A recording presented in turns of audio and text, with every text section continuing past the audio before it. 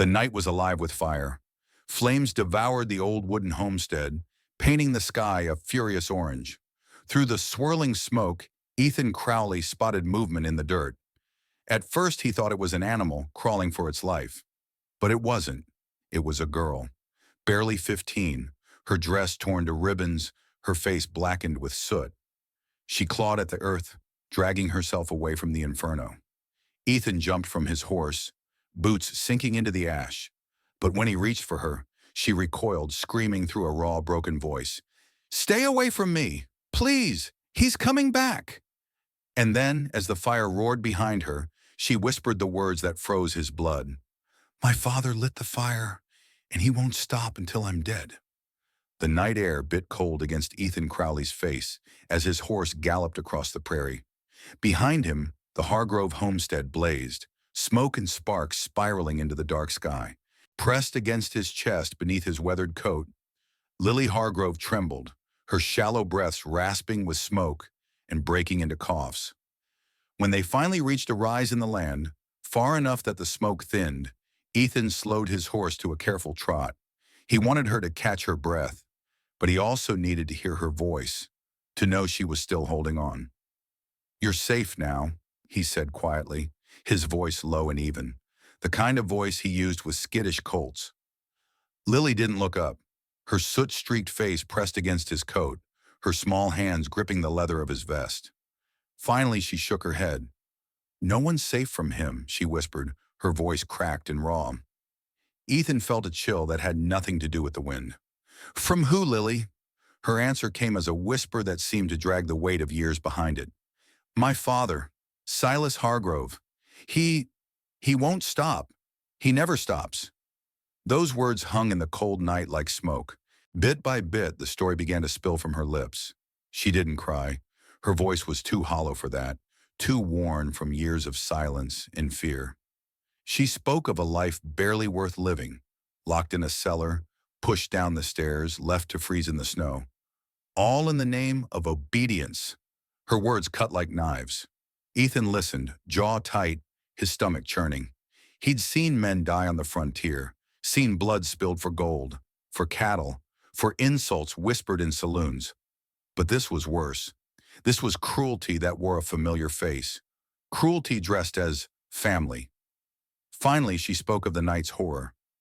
"He told me I'd marry Amos Thatcher," she said, her voice trembling. "He's 63. He's already buried 2 wives. Father said our land would join, and it was my duty. I said no. I told him I'd rather run away, rather die than marry that man."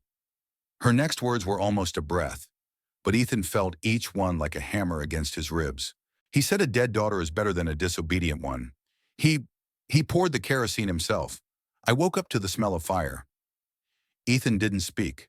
There was nothing to say that would undo the years she had endured or the last few hours that had nearly ended her life. Instead, he reached down and tightened his arm around her, a quiet promise that she wasn't alone anymore. The prairie opened before them, endless and empty. Out here, under the cold stretch of stars, the land seemed to swallow sound. All Ethan could hear was the rhythm of the horse's hooves and the faint hiss of wind. It might have been peaceful if not for the taste of smoke still in his mouth and the ache in his gut that came from knowing the world could be this cruel. Then, breaking that fragile silence, came a sound that turned Ethan's blood cold.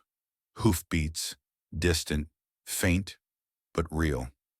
He glanced back over his shoulder, and even through the darkness, he could see faint shapes moving at the edge of the firelight. Riders. Lily stiffened instantly, her fingers digging into his coat. "It's him," she said, barely breathing the words. "He's coming." Ethan listened. Years of frontier life had tuned his ears to danger.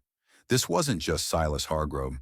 The rhythm of the hoofbeats told him there were at least 3, maybe 4 horses closing in. He guided his horse off the open path, heading toward a small cluster of scrub oaks and low hills. It wasn't much cover, but it was all the prairie offered. "You hold on," he said quietly, his voice a steel whisper. "Whatever happens, you hold on." Lily nodded, her face pale against the night. As they wove through the shadows of the trees, Ethan's mind raced. He'd spent 45 years wandering the frontier, dodging bullets and bad men. But this was different. He wasn't just protecting himself. He was carrying the weight of a girl who had never known mercy. He could already picture Silas Hargrove's face in the firelight, the cold, calculating eyes of a man who had convinced himself that murder was duty, that cruelty was honor. Men like him didn't stop, not unless someone made them. And in that moment, Ethan knew two things. Running would only delay the inevitable. If he didn't stand his ground soon, Lily Hargrove would never see another sunrise. Somewhere behind them, a voice carried across the prairie, faint but clear in the night air. "Find her. If she's breathing, I want her dead before dawn." Lily shuddered against him, and Ethan felt her tears soak through his coat. He looked up at the endless, merciless sky and whispered to himself, "All right, Silas. If it's a fight you want, you just found it." The horse carried them into the darkness, the firelight fading behind them, and the shadow of vengeance closing in. The prairie had a way of carrying sound. Every hoofbeat behind them seemed to echo in Ethan Crowley's chest, a dull drumbeat of danger that refused to let him rest. He slowed the horse near a shallow, dry creek bed, letting it find its footing on the uneven ground. The moonlight spilled silver across the land, casting long shadows from the few scrub oaks that clung stubbornly to the soil. It wasn't cover, not really, but on this empty stretch of the frontier, it was all he had. He swung down from the saddle, his boots crunching against the frost-tipped grass. He reached up, steadying Lily Hargrove as she slid from the horse. She clung to his coat for a moment, her small frame trembling, before she turned her head toward the distant hoofbeats. "They're coming," she whispered. Her voice barely rose above the whisper of wind. Ethan crouched low, scanning the horizon, and then he saw them. 4 riders emerged from the smoke and darkness, their silhouettes cutting jagged shapes against the faint glow of the dying fire behind them. Leading the pack was Silas Hargrove, his posture straight as a rifle barrel. The man wore his hatred like armor, his jaw set, his graying hair slicked to one side with sweat and soot. Even at a distance, Ethan could see the cold glint in his eyes, the look of a man who believed the land, his daughter, and the very night itself belonged to him. To his left rode Jasper Blackhand Finch, the infamous gunman. His reputation had reached Ethan's ears in more than one saloon. Fastest draw in 3 territories, 20 kills in fair fights, and twice as many in ambushes and alley shadows. He rode loose in the saddle, a predator at ease, his right hand resting casually near the worn grip of his revolver. 2 other riders flanked them, nameless hired killers with the hard, empty faces of men who had long ago sold their souls for coin. Their rifles glinted in the moonlight, ready for whatever blood price Silas demanded. The riders stopped just short of the creek bed. Dust drifted lazily around the horse's legs, catching the pale moonlight. For a moment, the night held its breath. Then, Silas's voice cut through the stillness, deep and sharp as a knife. "Lily, you think you can run from me? You think the shame you brought on this family can be washed away in the dark?" Ethan stepped forward, placing himself squarely between Lily and her father. His coat shifted in the wind, and his hand rested lightly on the butt of his revolver. "She's not yours to hurt anymore, Hargrove. Whatever claim you think you have, it ends tonight." Silas's laugh was a low, bitter rumble. "You think you understand family, Crowley? She is my blood, my property, my burden. And tonight, I cut that burden loose." Behind Ethan, Lily's voice cracked. "I was never your burden. I was your daughter, and you were supposed to love me." Even the wind seemed to falter at her words. For a heartbeat, the world was nothing but moonlight and the pounding of 4 hearts, 3 of them cold and 1 of them terrified. Silas spat into the dirt. "Love! Love is for the weak. A man keeps his family in line.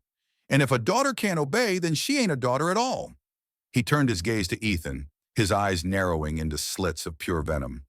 "You have no business here, cowboy. Right away. Leave the girl, and I'll let you die quick when I find you tomorrow." Ethan didn't flinch. Not a chance. A quiet fell over the riders, the kind of quiet that comes just before the world explodes.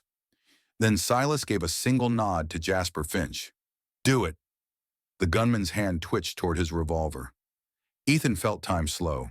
He'd been in standoffs before, but this one felt different.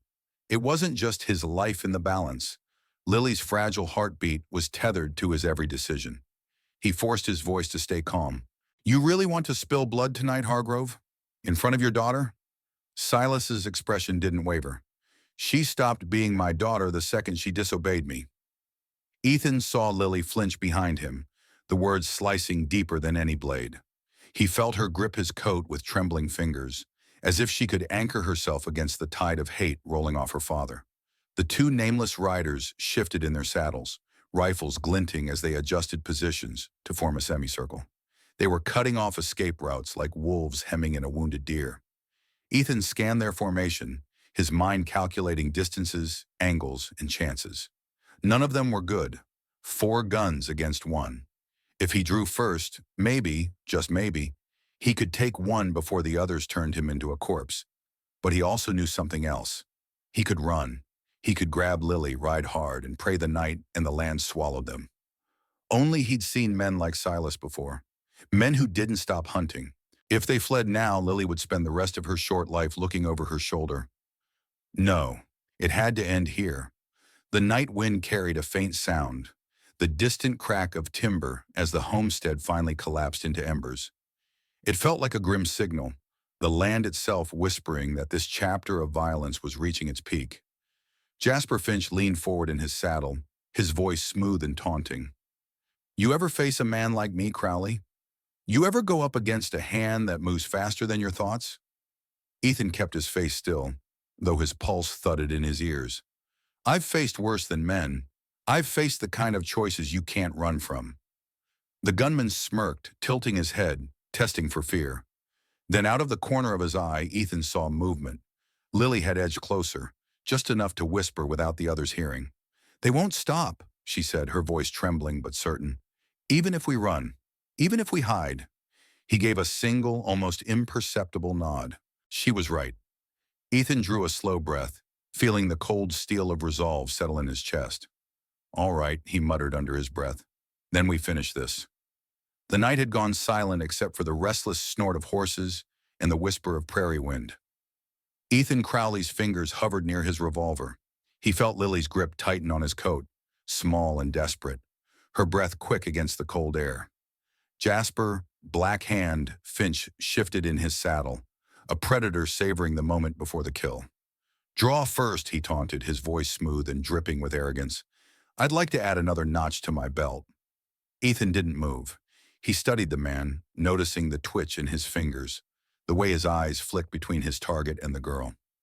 Jasper wasn't nervous. He was confident, maybe too confident, and arrogance could be a weakness. Then out of the tension, a small, trembling voice cut through the darkness. Wait, Lily cried, stepping half a pace forward. Her voice shook, but it carried. You all want money, right? The gunman's hand froze, his curiosity sparked. The other 2 riders exchanged glances. Even Silas Hargrove turned his head slightly, a flicker of annoyance shadowing his cold features. Lily, Ethan muttered under his breath. What are you? But she pressed on, louder now. My father's been hiding gold. Union gold from the war.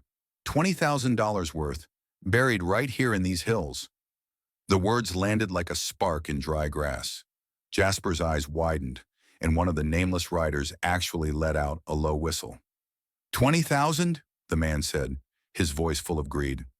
Colonel, that true? Silas's jaw tightened. She's lying, just like her mother did. She'll say anything to save her miserable hide. But the damage was done. Greed had entered the circle, and greed had no loyalty. Jasper leaned back in his saddle, his grin returning, sharper than before. Well now, that's a mighty big claim. And you never mentioned no gold, Colonel. Seems like you've been keeping secrets. Watch your tongue, Finch, Silas snapped. I pay you to obey, not to question me. The other gunman shifted his rifle in his hands, his voice dripping with amusement. Pay us? $50 each for this job.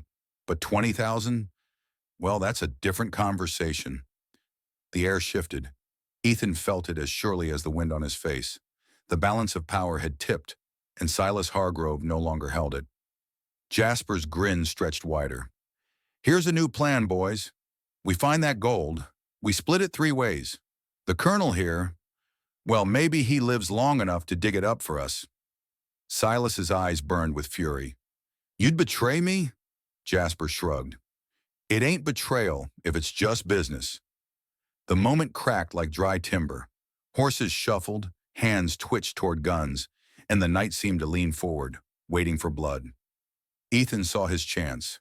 He dropped into a crouch beside the horse, using its body as a shield, and drew his revolver in one fluid motion.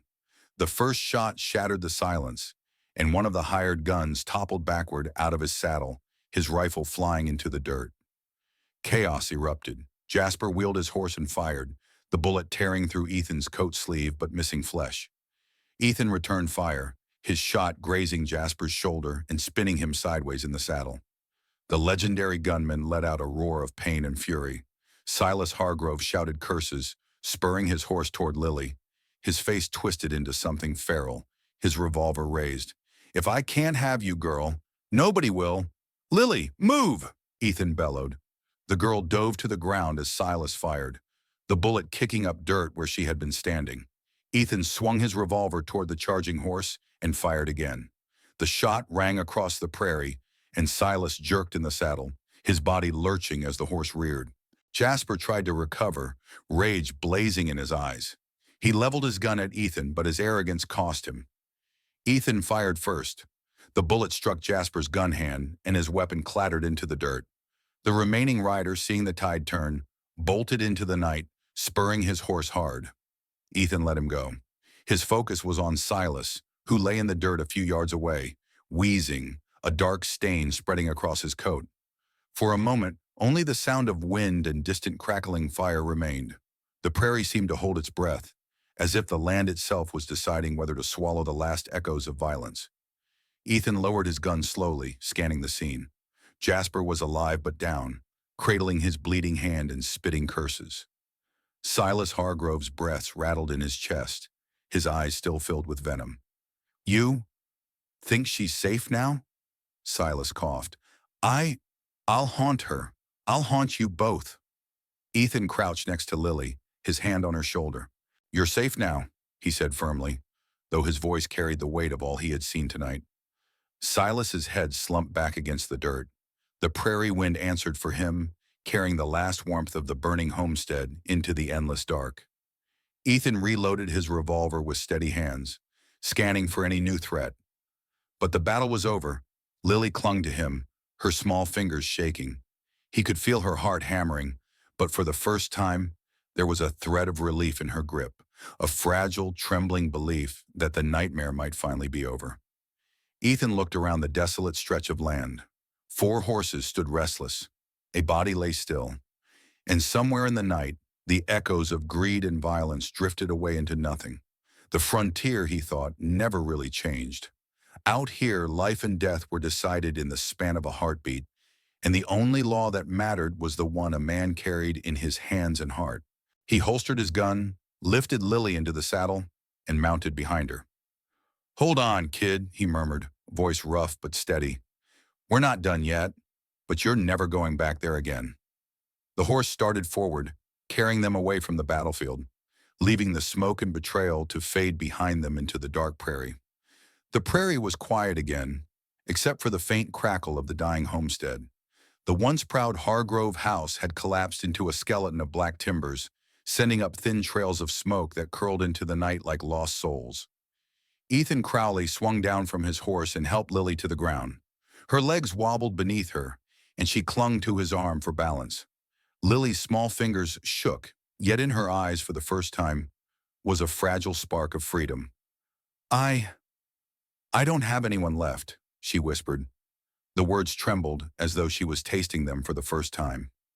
Ethan crouched to meet her gaze, his weathered face softened. You've got yourself, he said gently, and sometimes that's the start of everything. The wind carried the smell of wet ash and scorched wood.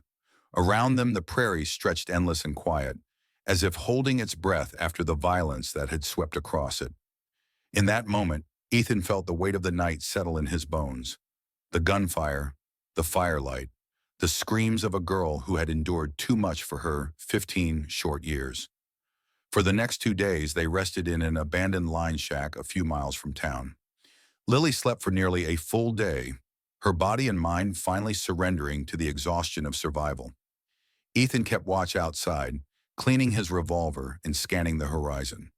He thought of Silas Hargrove, how a man could twist love into something cruel, how the pursuit of control and honor could burn an entire life to the ground. On the second day, they rode into Red Bluff, a dusty little town where the world seemed blissfully unaware of the nightmare that had unfolded miles away. Lily sat straighter in the saddle now, the raw fear replaced by a hesitant resolve.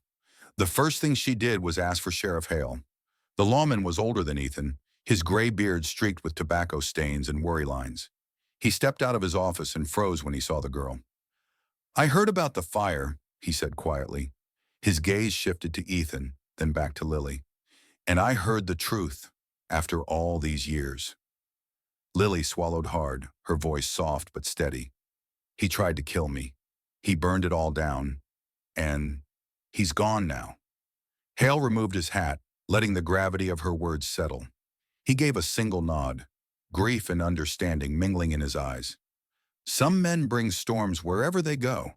I reckon that storm's past." Lily reached into the small saddlebag and lifted out a heavy, weathered pouch. The metallic clink of coins rang softly in the quiet street. She held it out to the sheriff with both hands. "This gold, it belonged to the Union once. Father stole it during the war. My mama always said dirty money brings nothing but hurt.